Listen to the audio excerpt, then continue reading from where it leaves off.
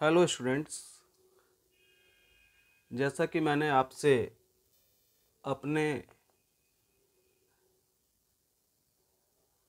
First live session के दौरान वादा किया था कि मैं 11th के video step wise chapter wise लेके आऊँगा और ये जो आपका पढ़ने का जो समय नहीं बन पा रहा है, स्कूल कोचिंग सब बंद है, तो मैंने उसी की स्टार्ट आज से की है इस वीडियो से।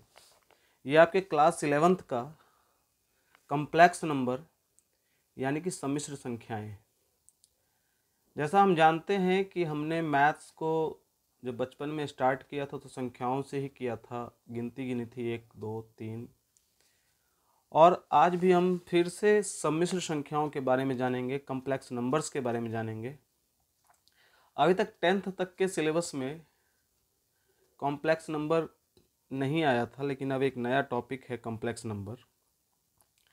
लेकिन इसका नॉलेज पिछले टॉपिक पे आधारित है, तो इसको स्टार्ट करने से पहले हम कुछ बेसिक्स या कहें कि पहले से जानती हुई चीज़ों को करते हैं।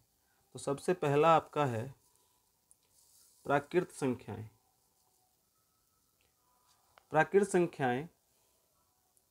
संख्याएं जो गिनने के काम में आती हैं, या वे संख्याएं जो गिनने के काम आए, प्राकृत संख्याएं कहलाती हैं। इन्हें हम धनात्मक पूर्णांकों का समुच्चय भी कह सकते हैं, और इन्हें सूचित करने का, डिनोट करने का जो तरीका है वो है इंग्लिश अल्फ़ाबेट का कैपिटल लेटर एन। यानी प्राकृत संख्याओं के समुच्चय को हम एन से सूचित कर सकते हैं। और यहाँ पे आप देख रहे हैं n equals to 1 2 3 4 dot dot dot, यानी कि हम जहाँ तक लिखते चले जाएं एक से स्टार्ट करके, तो सारे नंबर्स जो होंगे वो प्राकृत संख्याएं होंगी या नेचुरल नंबर्स होंगे। और इसे आपने देख लिया कि एन से सूचित किया जा सकता है। अगला है आपका पूर्ण संख्याएं, होल नंबर्स। यदि प्राकृत संख्याओं के समुच्चय में 0 को मिला लें तो एक नया सेट बनेगा। तो इस नए सेट को या इस नए समुच्चय को हम पूर्ण संख्याओं का समुच्चय कहते हैं, और इसे सूचित करने का तरीका W है। और W जैसा कि हमने लिखा है एग्जाम्पल में, W equal to 0 1 2 3 dot dot, ये भी इन्फिनिटी तक होगा, अनंत तक होगा। या इस W को हम, ये नेचुरल नंबर का सेट n, यहाँ से जो है 1 से और एक एक्स्ट्रा इसमें 0 है, इसको मिला दें तो ये दोनों मिलके W हो जाता है। यही हमारा डेफिनेशन भी है। तो एक बार फिर से इसको रिवाइज करते हैं कि अगर हम प्राकृत संख्याओं के साथ 0 को भी लें तो नया बनने वाला समुच्चय पूर्ण संख्याओं का समुच्चय कहलाता है। इसके बाद है पूर्णांक यानी कि इंटीजर्स। इंटीजर्स का मैंने डेफिनेशन नहीं लिखा है, लेकिन समझाने का कोशिश किया आपको कि पूर्ण संख्याएं, अभी आपने देखा ये W, और प्लस जो है ऋणात्मक प्राकृत संख्याएं, मतलब कि हमारी प्राकृत संख्याएं थी 1 2 3, उन सभी का निगेटिव। तो इस पूरे को अगर हम मिला लें तो ये जो नया सेट है ये पूर्णांक कहलाता है, ये पूर्णांक संख्याओं का समुच्चय कहलाता है। इसे हम Z से या I से, दोनों से डिनोट कर सकते हैं। तो Z या I जो होगा वो देखिए आपका क्या होगा, 0 1 2 3, यहाँ से अनंत तक जो जा रहे हैं हम, ये पूर्ण संख्याएं हैं, और -1 -2 -3 अनंत तक जा रहे हैं, ये ऋणात्मक प्राकृत संख्याओं का समुच्चय है। या इन पूरे को हम कहें तो प्राकृत संख्याएं, ऋणात्मक प्राकृत संख्याएं और 0, ये सब मिलकर जो है जो समुच्चय तैयार होता है उसे हम पूर्णांक का समुच्चय कहते हैं। आगे हमने पढ़ा है परिमेय संख्याओं के बारे में। परिमेय संख्याएं, रैशनल नंबर्स, तो हमने इसके बारे में पढ़ा था कि जिन संख्याओं को P/Q के रूप में सूचित किया जा सके, P/Q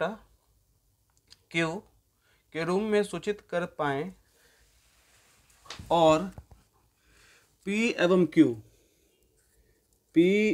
Q जो हो वो पूर्णांक हो, कोई भी पूर्णांक हो सकता है। P बाई Q पूर्णांक हो। एक शर्त और यहाँ है कि Q जो है वो जीरो नहीं हो, क्योंकि जीरो भी एक पूर्णांक होता है। लेकिन यहाँ एक तरह से हम देखें तो P जो है वो अंश होगा, Q जो होगा हर होगा, ये न्यूमेरेटर है और ये डिनोमिनेटर है। तो डिनोमिनेटर यानी कि हर जीरो नहीं होना चाहिए, Q जीरो नहीं होना चाहिए, लेकिन Q पूर्णांक है। तो हम अगर लिख दें कि P और Q पूर्णांक हो तो ये शर्त लिखनी पड़ेगी Q जीरो नहीं हो। अब हम एग्जाम्पल के तौर पर देखें तो बहुत सारे हो सकते हैं, जैसे एक P की जगह 2 लिख दो, एक पूर्णांक है, यहाँ 3 लिख दो, 2/3। 2/3 आपका एक परिमेय संख्या है, -3/5, 0 बट्टा कुछ भी, तो या 0 ही लिख दो। लेकिन अगर हम -7/0 लिखेंगे तो ये हमारा परिमेय संख्या नहीं है, क्योंकि हमने कहा था कि पूर्णांक होना चाहिए लेकिन हर यानी कि डिनोमिनेटर 0 नहीं होना चाहिए। अब यहाँ से हम बात करें तो जितनी भी प्राकृत संख्याएं, सभी प्राकृत संख्याएं परिमेय संख्याएं, सभी प्राकृत संख्याएं रैशनल होंगी,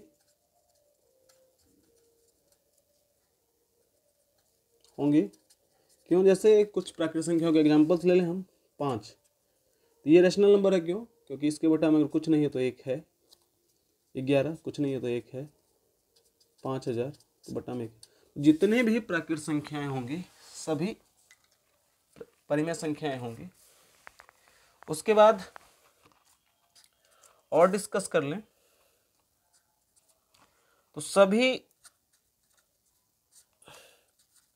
पूर्ण संख्याएं, सभी होल नंबर्स परिमेय होंगी, रैशनल होंगी। जैसे 0 कुछ नहीं तो बटा 1। बाकी तो प्राकृत संख्या वाला एग्जांपल भी दोबारा ले सकते हैं हम। तो ये जो एग्जांपल है 0, 5, 11 या 5000, ये पूर्ण संख्याएं हैं और सारी पूर्ण संख्याएं परिमेय भी होती हैं। एक हमने पढ़ा था पूर्णांक, सभी पूर्णांक परिमेय होते हैं। For example -3 nothing that 1, -5 nothing 1, 7 तो कुछ नहीं बटा में तो 1। तो यहाँ से हमने देखा कि परिमेय संख्याओं की परिभाषा के बाद कि सभी प्राकृत संख्याएं परिमेय होती हैं, सभी पूर्ण संख्याएं भी परिमेय होंगी, सभी पूर्णांक भी परिमेय होते हैं। लेकिन यह जरूरी नहीं है कि सभी प्राकृत संख्याओं परिमेय हो जाएं। लेकिन यह जो कि सभी प्राकृत संख्याएं तो परिमेय होंगी लेकिन सभी परिमेय संख्याएं प्राकृत नहीं हो सकती हैं। फिर से, सभी पूर्ण संख्याएं तो परिमेय होंगे लेकिन सभी परिमेय संख्याएं पूर्ण नहीं हो सकते हैं। और उसी प्रकार से सभी पूर्णांक तो परिमेय होंगे लेकिन सभी परिमेय संख्याएं पूर्णांक नहीं हो सकती। वैसे परिमेय संख्याओं के बारे में और भी डिटेल में हम पढ़ सकते हैं, लेकिन यहाँ पे क्योंकि हम कॉम्प्लेक्स नंबर का कुछ बेसिक पार्ट करना चाह रहे हैं तो आगे हम अपरिमेय संख्याओं को देखेंगे, इरेशनल नंबर्स। जैसा कि अपरिमेय संख्याओं की बात हो रही है तो परिमेय संख्याओं के बारे में थोड़ा और याद करें तो जिनको P/Q के रूप में लिखा जा सकता था या फिर जिनमें अगर दशमलव रूप देख रहे हैं तो अंकों की पुनरावृत्ति होती थी। लेकिन अपरिमेय संख्याएं ना जिन्हें ना तो P/Q के रूप में लिखा जा सकता है, जिनमें दशमलव के बाद संख्याएं अपरिमित होती हैं और अंकों की पुनरावृत्ति भी नहीं होती है, तो ऐसी संख्याएं अपरिमेय संख्याएं कहलाती हैं। मूल रूप से कुछ संख्याएं अपरिमेय है जिनका हम परिमेय रूप ले लेते हैं, जैसे पाई को ले लेते हैं, ये अपरिमेय संख्या है। इसके बाद कोई भी संख्या जो पूर्ण वर्ग ना हो, जैसे, और उसका हम अगर वर्गमूल लें या स्क्वायर रूट लें, जैसे 2 का रूट 5 का, तो ये सारी संख्याएं अपरिमेय संख्याएं कहलाती हैं। एक संख्या ई भी होती है जो पूर्ण रूप से व्यक्त नहीं की जाती। ये सारी संख्याएं अपरिमेय संख्याएं कहलाती हैं। अब अगर हम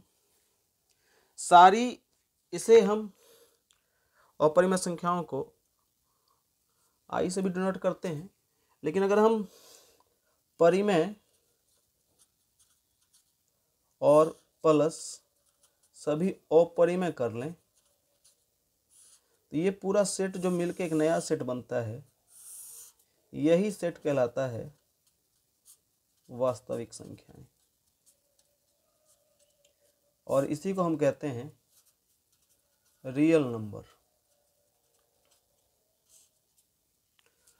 तो सभी परिमेय और अपरिमेय संख्याओं का जो संपूर्ण रूप से एक साथ मिला हुआ पार्ट होता है उसे हम कहते हैं वास्तविक संख्या।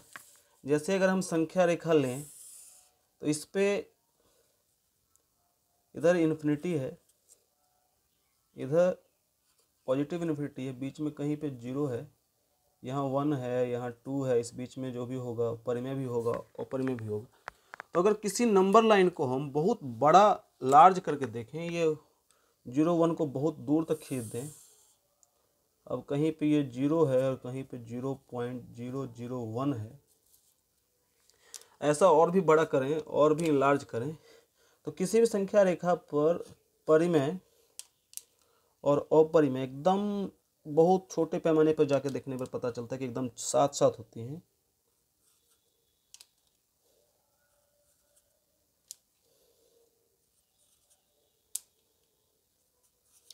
अगर यहाँ एक परिमेय होगी तो ये एक अपरिमेय, फिर परिमेय, बहुत बड़े पैमाने पे जाके देखने पर अगर एक नंबर लाइन को काफ़ी ज़्यादा इनलार्ज किया जाए तो उस पर अगर हम देखें तो एक परिमेय संख्या होती है और एक अपरिमेय संख्या होती है।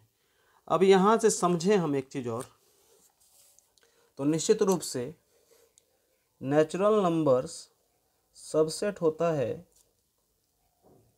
होल नंबर का, यानी कि सारे नेचुरल नंबर्स मिलकर उसमें 0 मिलाकर होल नंबर बनता है। होल नंबर सबसेट होता है इंटीजर्स का, इंटीजर्स सेट होता है रैशनल नंबर का, और रैशनल नंबर सेट होता है सबसेट रियल नंबर का वास्तविक संख्या। मतलब कि रियल नंबर का पार्ट परिमेय संख्याएं होती हैं, अपरिमेय भी होती है, लेकिन अपरिमेय यहाँ नहीं, क्योंकि अपरिमेय में पूर्णांक नहीं होते हैं, पूर्णांक अपरिमेय नहीं होते हैं। तो नेचुरल नंबर्स सबसेट होता है, उपसमुच्चय होता है पूर्ण संख्याओं का, होल नंबर्स का, और नेचुरल नंबर्स जेड का भी सबसेट होगा, नेचुरल नंबर्स परिमेय संख्याओं का भी सबसेट होगा, नेचुरल नंबर रियल नंबर्स का भी सबसेट होगा। तो इस चीज़ को और थोड़ा हम डिटेल में समझें तो अभी हमको समझ में आएगा। मैं लिखता हूँ, आपको थोड़ा ध्यान से देखिएगा कि जैसे सबसे पहले हम बात कर लें नंबर्स फैमिली की। ये एक नंबर्स फैमिली थी, तो इस नंबर फैमिली को जब देखा हमने, सबसे पहले देखा सिर्फ रियल वास्तविक, लेकिन अब जो हम एक्स का एक और पार्ट देखने वाले हैं जिसकी हम चर्चा अब करेंगे वो था कॉम्प्लेक्स पार्ट, या इमेजिनरी भी बोल सकते हैं इसको, काल्पनिक। ये अभी तक हमने नहीं देखा, लेकिन कॉम्प्लेक्स का आगे कोई ब्रांच नहीं हुआ, शाखा नहीं हुई। रियल की 2 शाखाएं हुई, अभी हमने पढ़ा भी है, अपरिमेय और परिमेय, परिभाषाएं हमने पढ़ी हैं। परिमेय से निकलकर 2 चीज़ें आएंगी आपकी, एक भिन्न संख्याएं जिसको हम फ्रैक्शन कहते हैं, और एक पूर्णांक संख्याएं जिसको इंटीजर्स कहते हैं। इंटीजर्स को भी अगर हम करें, फ्रैक्शंस बहुत अगर डिवाइड होगा तो 2 तरह से, निगेटिव और पॉजिटिव। जबकि पूर्णांक की बात करें तो पूर्णांक निगेटिव भी होगा और 0 भी होगा और पॉजिटिव भी होगा। यहाँ से एक चीज़ देखें हम, तो जीरो ना ही निगेटिव है ना ही पॉजिटिव है। जीरो को हम इवन नंबर सम संख्या कह सकते हैं, लेकिन जीरो ना ही धनात्मक होगा और ना ही ऋणात्मक होगा। तो पूर्णांक को भी अगर देखें तो ये पॉजिटिव जो इंटीजर्स हैं यही हमारा हो जाता है नेचुरल नंबर, प्राकृतिक संख्याएं। जीरो मिला के ले लें तो यही हो जाता है होल नंबर्स। इन्हीं पे हमने डिस्कशन किया है। तो ये हमारी फुल फैमिली है नंबर्स की। वापस आए, देखो नेचुरल नंबर्स, होल नंबर्स और निगेटिव इंटीजर्स मिला के पूर्णांक हो गया। पूर्णांक किसका पार्ट है? परिमेय का। परिमेय किसका पार्ट है? रियल नंबर का। और रियल नंबर देखो, तो रियल नंबर उसका पार्ट, रियल नंबर उसका पार्ट परिमेय संख्या है, परिमेय संख्याओं का पार्ट पूर्णांक, पूर्णांक का एक हिस्सा है पूर्ण संख्या और पूर्ण संख्याओं का एक हिस्सा है प्राकृत संख्या। अब आगे हम कुछ नोट्स जानेंगे, बस सुन लेंगे उसको या लिख भी सकते हैं, देखते हैं आगे। कुछ नोट करने वाली बातें हैं लेकिन आप उनको सुन लें। तो एक संख्या जीरो जो है, जीरो, ये ना तो पॉजिटिव होती है ना ही निगेटिव होती है। जीरो ना पॉजिटिव है ना निगेटिव है। ये एक संख्या हो सकती है, इसको हम कह सकते हैं सम संख्या। सम संख्या होती है तो एक चीज़ और हम कह सकते हैं, ये विषम भी नहीं होती। नोट कर लेंगे इसको कि जीरो ना ही धनात्मक है ना ही ऋणात्मक है ना ही विषम है, सिर्फ सम है। उसके बाद दूसरा बात यह है कि किसी भी रियल नंबर का स्क्वायर वास्तविक संख्या का वर्ग हमेशा धनात्मक होता है।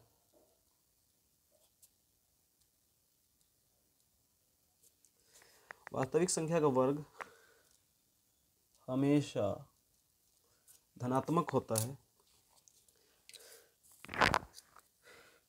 X square is greater than zero.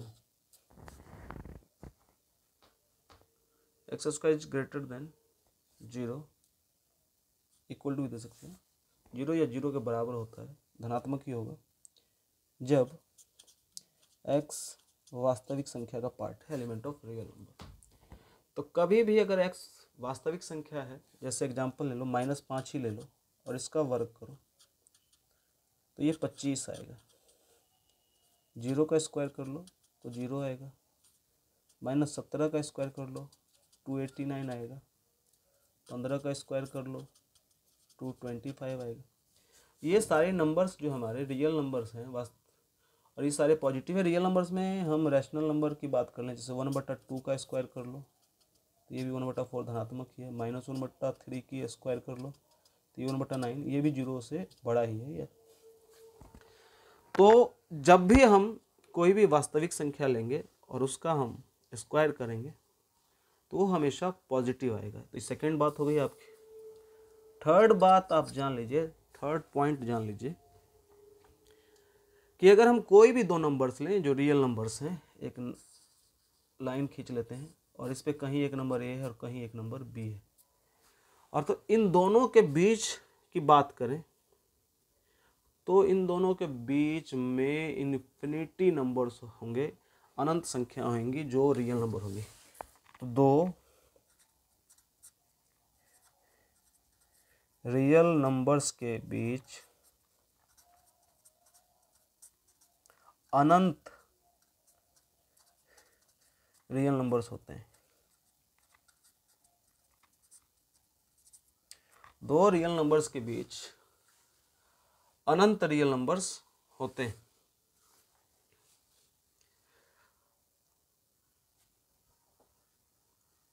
और रियल नंबर्स में एक बात और है कि अगर हमने कोई वास्तविक संख्या खींची है, वास्तविक संख्या रेखा, और यहाँ ए है, यहाँ बी है, यहाँ सी है, तो ये एकदम क्रमबद्ध होते हैं कि ए बड़ा होगा, ए से बड़ा होगा, बी से बड़ा होगा सी। अगर हम डी की बात कर लें तो डी सी से बड़ा होगा, या उल्ट पहले जितना ही बायां साइड रहेगा, लेफ्ट साइड रहेगा, वो छोटा होगा, जितना दायां बढ़ेंगे हम वो बड़ा होता जाएगा। एकदम सीरियल से होता है, क्रमबद्ध होता है। तो नंबर लाइन पे ये चीज़ हम ध्यान रखेंगे। जैसे नंबर लाइन पे हम देख लें -4 -3 -2 -1 0 1 2, इस -4 से ये 0 बड़ा है और इस 2 से ये 0 छोटा है। मतलब जो बाएं तरफ रहेगा वो छोटा होगा, जो दाएं तरफ रहेगा नंबर लाइन पे वो बड़ा होगा।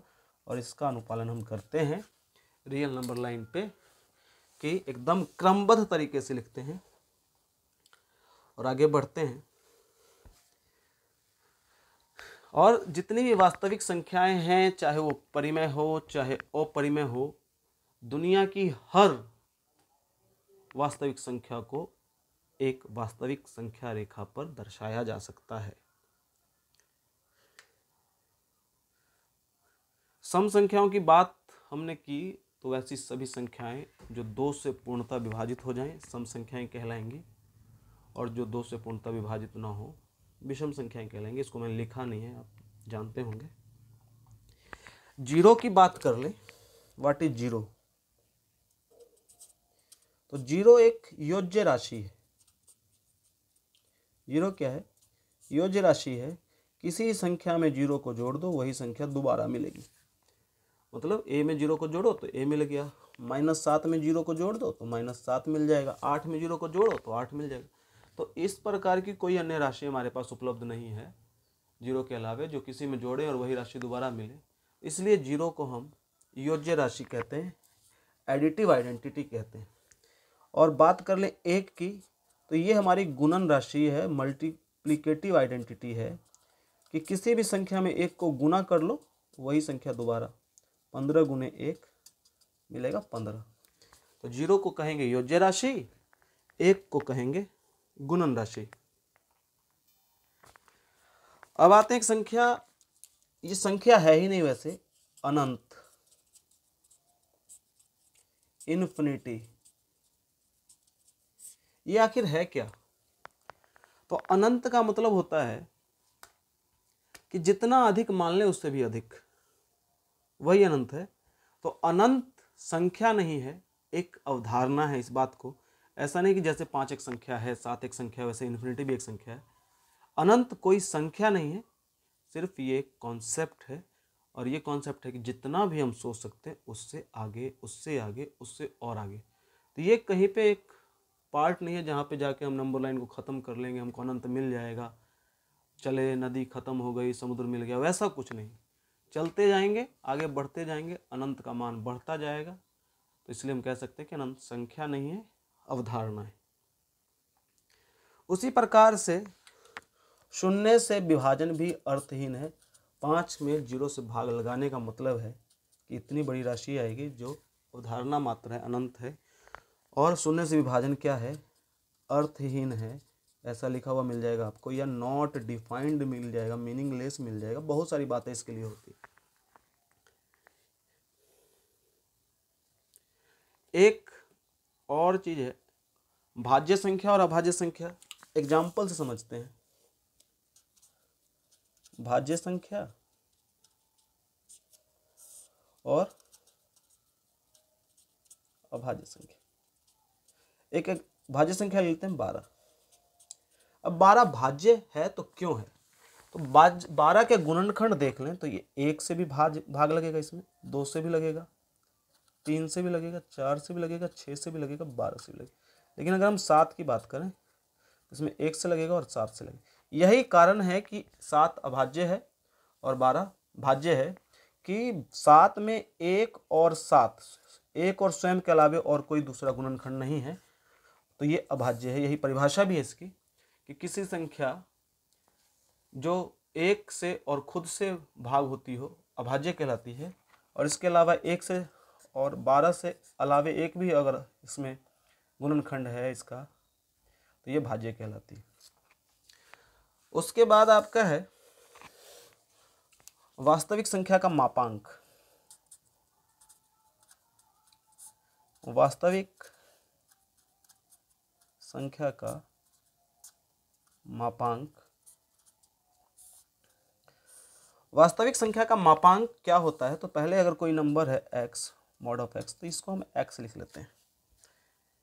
ये x होता है जब x बड़ा होता है 0 से। ये 0 हो जाता है जब x बराबर होता है 0 के, और ये -x हो जाता है जब x छोटा होता है 0 से। इसको एब्सोल्यूट वैल्यू भी कहते हैं, निरपेक्ष मान भी कहते हैं। आपने देखा होगा एग्जाम्पल में 7, तो ये बाहर में 7 ही आता है। अब देखिए 7 जो है x की जगह रख के देखिए, तो 7 0 से बड़ा है तो 7 ही बाहर आया है, x ही मान आया है। अगर हम 0 का मॉडुलस लें तो ये 0 ही आएगा। अगर हम -7 का मॉडुलस लें तो ये भी 7 आता है। भाई ये 7 कैसे आ गया? तो हम यहाँ पे देखते हैं कि ये x छोटा है 0 से, -7 छोटा है 0 से, तो हम जब इसका वैल्यू लेते हैं तो x की जगह तो -7 निकलेगा ही, ये x निकल गया और एक माइनस के साथ लेगा, इसलिए ये चीज़ 7 हो जाती है। तो इसको वास्तविक संख्या का मापांक कहते हैं। मापांक हमेशा धनात्मक मान देता है, इस बात को ध्यान रखेंगे। ऐसा एक और एग्जांपल ले लें, अगर हम कर लें a माइनस बी का मॉडुलस, तो ये a माइनस बी होगा जब a minus be greater than होगा 0, और ये b माइनस ए हो जाएगा जब a माइनस बी होगा लेस देन 0।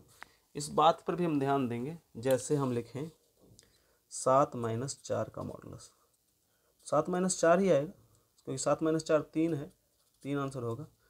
लेकिन अगर हम 4 माइनस 7 करें तो ये भी 7 माइनस 4 उल्टा हो जाएगा, ये भी 3 आएगा जैसा कि हमने यहाँ पे लिखा है। और ये a माइनस बी होगा क्योंकि a minus be less than 0 है। तो अब ऐसा हम समझ सकते हैं और आगे अब देखते हैं। मुझे लगता है कि वीडियो थोड़ा लंबा हो रहा है दोस्तों, तो आज यहीं पे छोड़ते हैं और नेक्स्ट वीडियो आपका अब हम इमेजिनरी नंबर से स्टार्ट करेंगे। आपको इस वीडियो में जो भी प्रॉब्लम आए वो हमारे व्हाट्सएप नंबर पे आप हमें व्हाट्सएप कर सकते हैं 6201320997। आपका कोई क्वेश्चन क्वेरी कुछ भी हो आप हमें मैसेज कर सकते हैं और हम जल्दी से जल्दी आपका सॉल्यूशन देने की कोशिश करेंगे। धन्यवाद। अगर वीडियो अच्छा लगा तो सब्सक्राइब करना ना भूलेंगे और अपनी 11th की पढ़ाई कंटिन्यू रखेंगे। धन्यवाद।